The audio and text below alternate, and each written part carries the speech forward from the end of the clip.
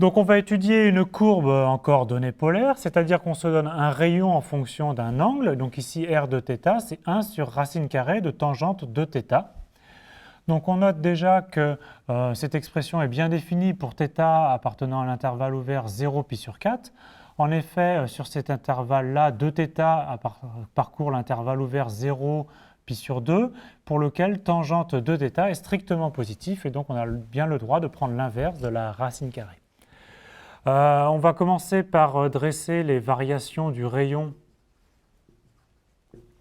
en fonction de l'angle.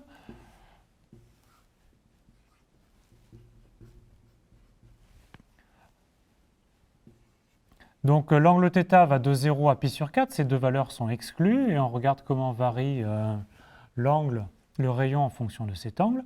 Donc la fonction sur l'intervalle 0 pi sur 4, la fonction tangente de θ est positive et strictement croissante. Donc 1 sur racine de tangente de θ va être strictement décroissante. Et en fait, on peut calculer les limites. Lorsque θ tend vers 0, on a tangente de θ qui tend vers 0. Donc on a ici plus l'infini. Et ici, on a à la limite, on a 0. On en déduit une chose intéressante, le passage par l'origine.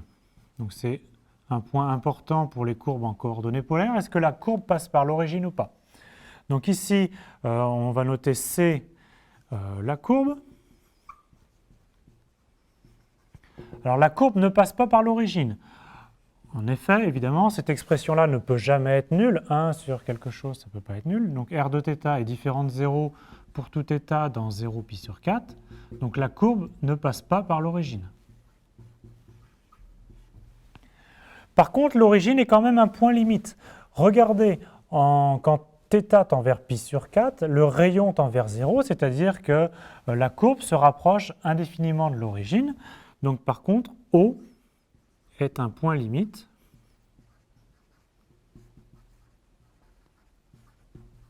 de C. Et donc on va rajouter le point m de pi sur 4. On rajoute le point O qui serait de paramètre à la limite pi sur 4 à la courbe.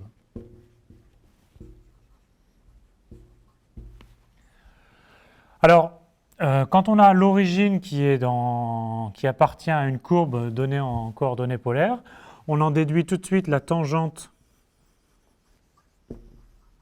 en m de pi sur 4.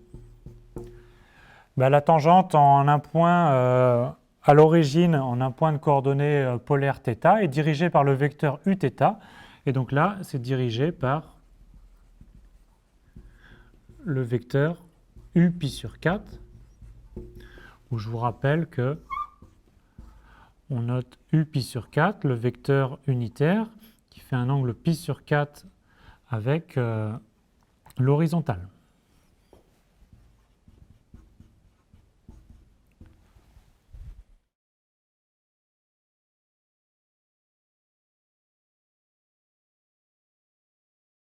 On passe maintenant, toujours pour cette même courbe, à l'étude des branches infinies. Alors on a vu que lorsque θ tend vers 0, donc forcément 0 par valeur positive, alors r de θ tendait vers plus l'infini. Donc on a effectivement une branche infinie. Alors pour l'étude des branches infinies, en fait, il est souvent plus facile de revenir à l'écriture cartésienne de notre courbe. Donc on va poser x de θ, c'est r de θ multiplié par cosinus θ, et y de θ, c'est r de θ multiplié par sinus de θ. Donc ça, ce sont les coordonnées cartésiennes du point mθ, qui est de coordonnées polaires r de θ, θ. Donc ce qui nous donne ici cosinus θ divisé par racine de tangente de θ. Et même chose ici, sinus θ divisé par racine de tangente de θ. Et on veut savoir ce qui se passe lorsque θ tend vers 0 par valeur positive. Donc cosinus θ tend vers 1 et la tangente tend vers 0. Donc ceci tend vers plus l'infini. Donc toujours quand θ tend vers 0 par valeur positive. Ici on a une forme indéterminée. Ceci dit, le numérateur tend vers 0, le dénominateur aussi. Donc on va faire un développement limité ou plus simplement un équivalent. Sinus θ est équivalent à θ. Tangente de θ est équivalent à 2θ. Donc on a ici c'est équivalent à θ divisé par racine de 2θ. Et donc ceci tend vers 0 quand θ tend vers 0 plus. Ça signifie quoi? Ça signifie que y de θ tend vers 0, alors que x de θ tend vers plus l'infini. Et donc on a une asymptote horizontale.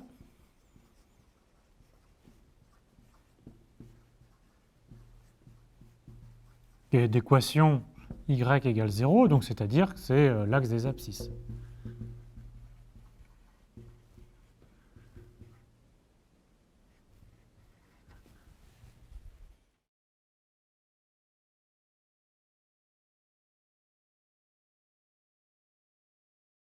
On va maintenant pouvoir tracer cette courbe d'équation polaire r de θ donnée par cette expression. Alors tout d'abord, qu'est-ce que c'est qu'une courbe donnée en coordonnées polaires? C'est-à-dire pour chaque angle, on associe un rayon, ce qui donne un point en fonction d'un angle. Alors ici, notre angle est entre 0 et pi sur 4. Donc ça veut dire que pour chaque angle entre 0 et pi sur 4, on va associer un point. Et comme le rayon est positif, ce point sera dans ce cône-ci. Alors qu'est-ce qu'on sait de plus sur cette courbe?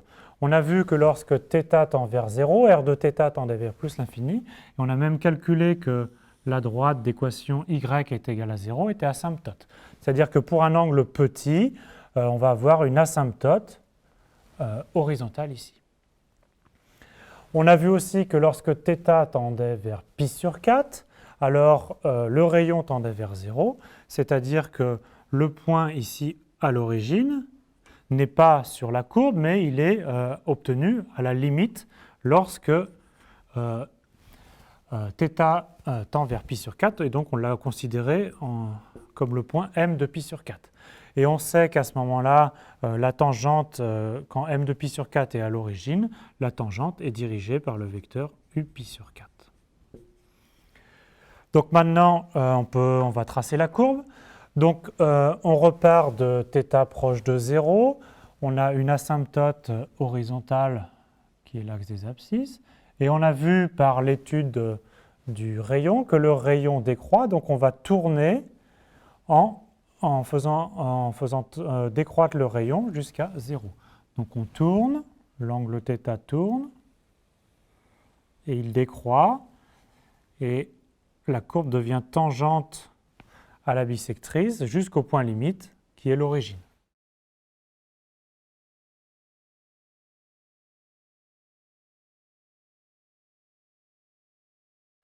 On continue avec cette nouvelle courbe de coordonnées polaire donnée par le rayon r de θ égale sinus carré θ divisé par cosinus θ, et θ est dans l'intervalle ouvert moins pi sur 2 plus pi sur 2.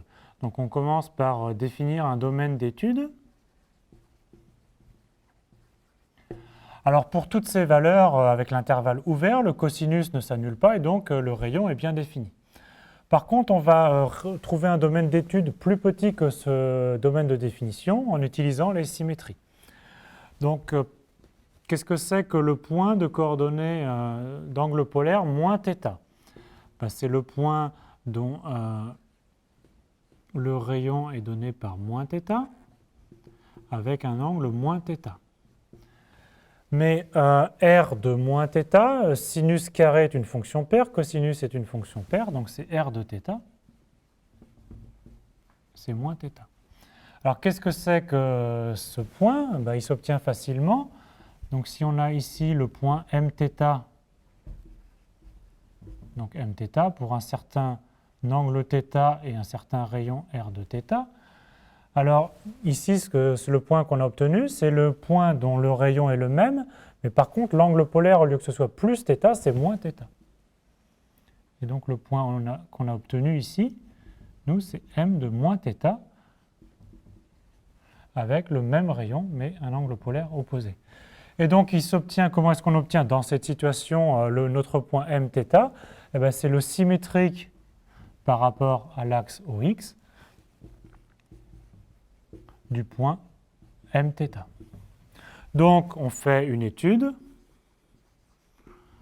sur l'intervalle 0 plus pi sur 2, et on en déduira le reste de la courbe par symétrie par rapport à l'axe OX. Alors, on va regarder quand est-ce que la courbe passe par l'origine. Donc la courbe passe par l'origine pour les paramètres Rθ qui donnent un rayon nul, c'est-à-dire le sinus carré de θ qui doit être nul. Et donc sur notre intervalle d'étude 0 plus pi sur 2, le sinus ne s'annule qu'en 0. Et donc on a le passage par l'origine en θ égale 0. Donc maintenant on peut en déduire les variations, et donc aussi ce qui est important, hein, c'est le signe de R.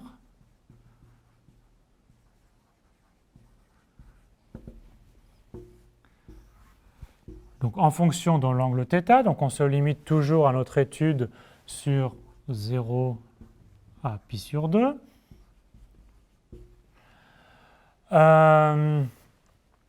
En 0, on a vu que le rayon valait 0. La fonction sur l'intervalle 0 pi sur 2, la fonction sinus est croissante. La fonction cosinus est décroissante, donc la fonction 1 sur cosinus est croissante, et un produit de fonctions croissantes est croissante. Et donc, on a une fonction ici qui est strictement croissante. En 0, ça vaut 0. Et lorsque θ tend vers pi sur 2, donc par valeur inférieure, le cosinus de θ tend vers 0 par valeur positive, et donc ça tend vers plus l'infini. Donc on a ici une courbe polaire donc, qui, en tournant de 0 à pi sur 2, on va partir de l'origine et le rayon va croître pour atteindre l'infini en pi sur 2.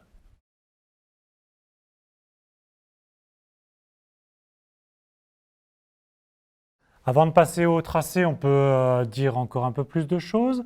On peut étudier la tangente à l'origine. Donc on a vu que pour le paramètre 0, le point était l'origine. Et donc on sait que par un théorème du cours, que la tangente à ce moment-là, elle est dirigée par le vecteur U0. D'accord ? Donc c'est le vecteur normal qui fait un angle nul avec l'horizontale. Donc ici, c'est le vecteur I. Donc ça veut dire que la tangente est horizontale.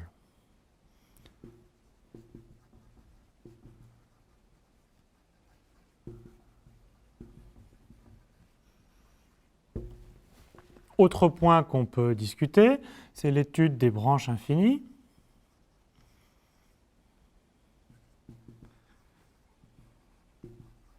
Donc on s'était limité sur notre étude à θ appartenant à 0 pi sur 2, et on a vu que lorsque θ tendait vers pi sur 2, donc par valeur négative bien sûr, on avait R de θ qui tendait vers plus l'infini, donc on a effectivement une branche infinie. Voyons si on peut déterminer une asymptote. Pour cela, on va repasser en coordonnées cartésiennes. Donc en coordonnées cartésiennes, x de θ c'est R de θ cosinus θ. Y de θ, c'est R de θ sinus θ. Ce qui s'écrit ici, sinus carré θ. Et donc, lorsque θ tend vers pi sur 2, ça tend vers 1, lorsque toujours θ tend vers pi sur 2, par valeur négative. Par contre, pour y de θ, ça nous donne sinus cube θ divisé par cosinus θ. Mais là, lorsque θ tend vers pi sur 2 par valeur inférieure, cosinus θ tend vers 0 par valeur positive, et donc cette expression-là tend vers plus l'infini. Donc ça signifie exactement que la droite d'équation x égale 1 est une asymptote. Donc on a une asymptote verticale.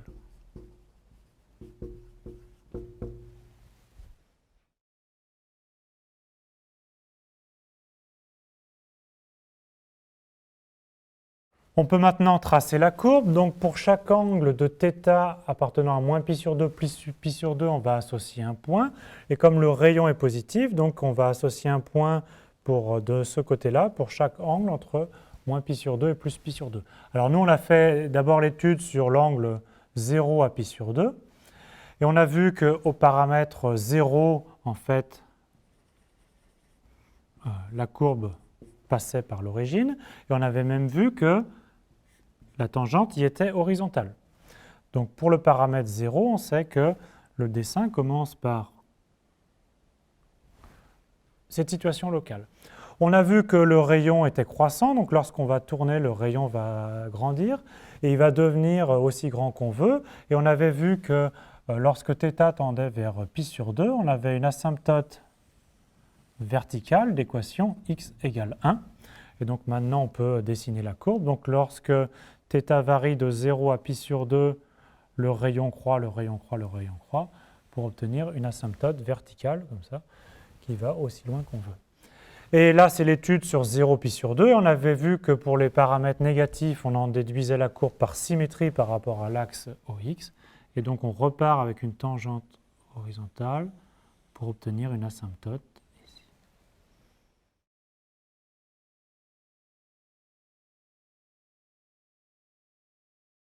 Nous allons maintenant étudier la courbe d'équation polaire donnée par r de θ égale racine de cosinus de θ, c'est qui s'appelle la lemniscate de Bernoulli. Alors d'abord, on va étudier son domaine de définition et un domaine d'étude. Alors déjà, quand est-ce que cette expression est bien définie? Donc r de θ est définie. Ça équivaut à ce que le cosinus de 2θ soit positif pour pouvoir prendre la racine carrée.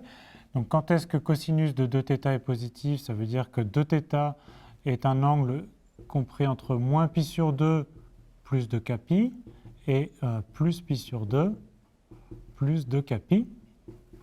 Donc ceci pour un certain cas entier, mais attention ici on a bien 2θ et donc lorsqu'on divise par 2, ça veut dire que θ appartient à un intervalle du type moins pi sur 4 plus kπ, plus pi sur 4 plus kπ, où k est un certain entier z. Donc ça, on a trouvé les intervalles sur lesquels r de θ est défini. Maintenant, on va essayer de simplifier et de trouver un intervalle d'étude beaucoup plus simple. Alors déjà, on remarque que r de θ est une fonction qui est périodique. Le cosinus est une fonction de pi périodique, donc cosinus de θ est périodique, et donc r de θ est pi périodique. Qu'est-ce que ça nous donne comme information? Ça nous donne que le point de coordonnées de paramètre m de θ plus pi, donc qui s'écrit en coordonnées polaires r de θ plus pi, un rayon r de θ plus pi, un angle θ plus pi. Donc on a dit que la fonction r était pi périodique, donc on retrouve r de θ. Par contre, c'est toujours r de θ plus pi. Donc qu'est-ce que c'est que ce point r de θ, θ plus pi? Donc si on a un angle pour un certain angle θ, on a un point m de θ avec ici un rayon r de θ. Qu'est-ce que c'est que le point r de θ, θ plus pi? C'est en fait prendre ce point-là et lui faire une rotation d'angle pi. Donc on a ici l'angle θ plus pi. On a toujours le même rayon r de θ. Et donc ici, on obtient bien notre point de paramètre m de θ plus pi. Donc géométriquement, ce point r de θ plus pi s'obtient à partir du point m de θ par la rotation centrée à l'origine et d'angle pi, autrement dit la symétrie centrale. Donc ça veut dire quoi pour notre intervalle d'étude? On va seulement faire l'étude sur un intervalle de longueur pi. D'accord?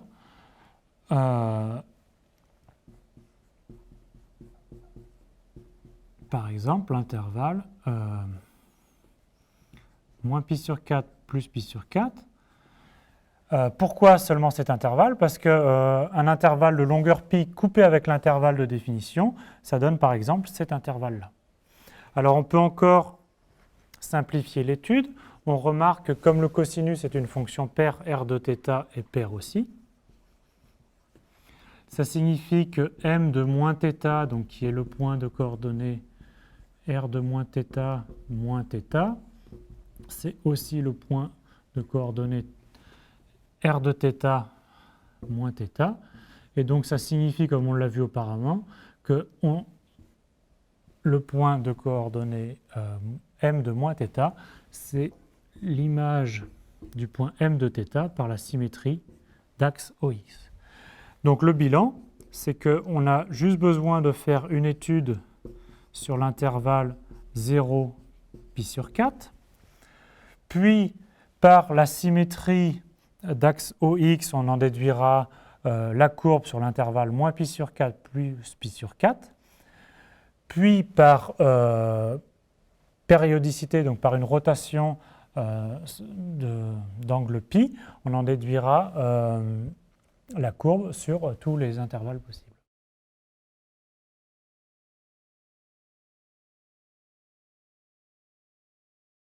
On continue notre étude avec les passages par l'origine.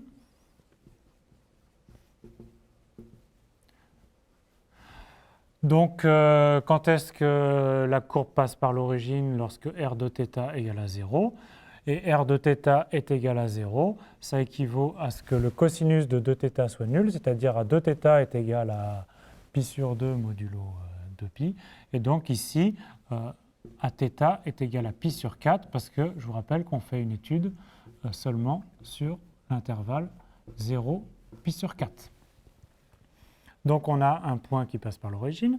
On peut maintenant dresser le tableau de variation et du signe du rayon.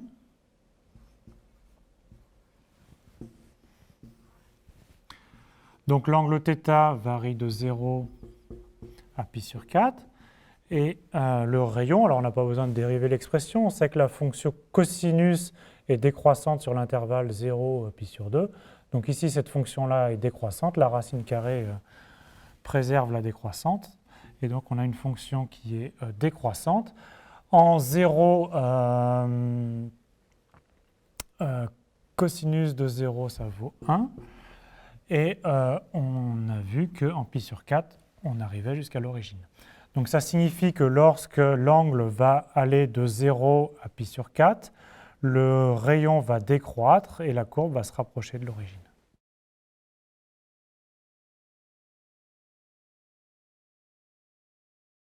Nous allons maintenant calculer quelques tangentes. Alors tout d'abord, pour le paramètre θ égale pi sur 4, on a vu que pour l'angle pi sur 4, le point de la courbe est en fait l'origine. Et donc on sait qu'à ce moment-là, la tangente, par une propriété du cours, est dirigée par le vecteur u de l'angle au point considéré, u de pi sur 4, c'est-à-dire ici, par la première bisectrice.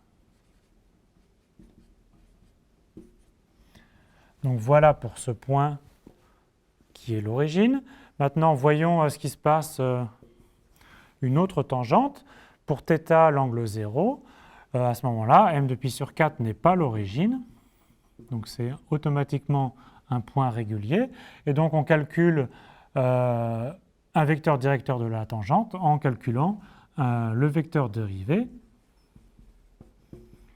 qu'on obtient par la formule suivante.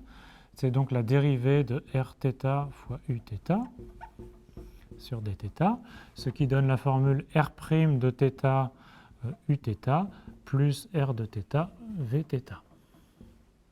Alors on applique ceci, ça c'est la formule générale, on applique ceci pour θ égale 0, donc on a déjà que r de 0, donc le rayon en 0, on l'avait déjà calculé, c'était 1. On pourrait calculer la dérivée r' de θ et on montrerait que r' de 0, c'est 0. Donc le vecteur dérivé en 0 sur dθ, il est donné par 0 fois u0 plus 1 fois v0. Et donc, c'est en fait exactement le vecteur j, parce que je vous rappelle que u0, c'est l'angle qui forme un angle 0 avec l'horizontale. Et V0, c'est le vecteur orthogonal à celui-là. Et donc ici, pour ce choix, pour cet angle 0, c'est exactement en fait la base IJ. Donc ça signifie qu'ici, on a une tangente verticale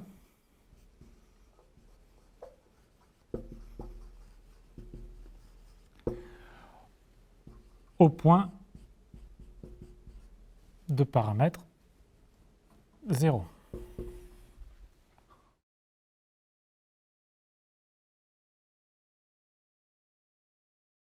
Nous allons maintenant tracer cette courbe.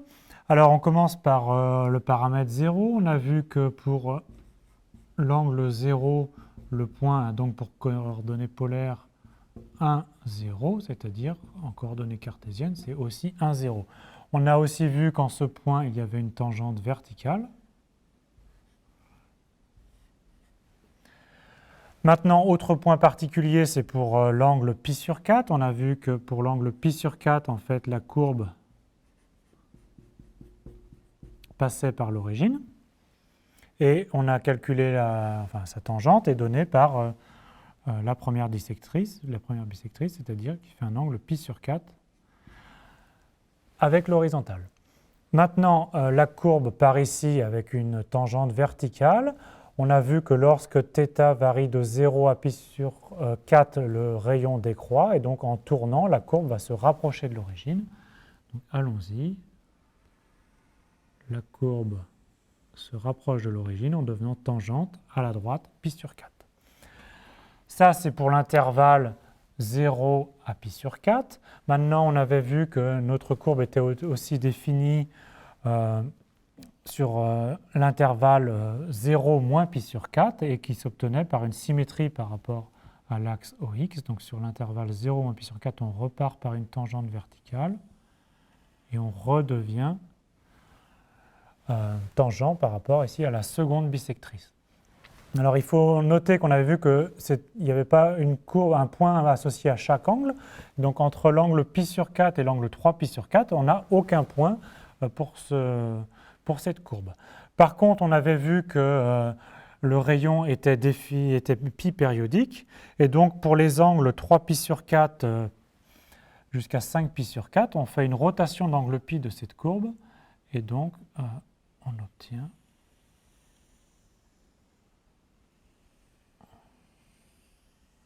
la lemniscate de Bernoulli qui ressemble au symbole infini.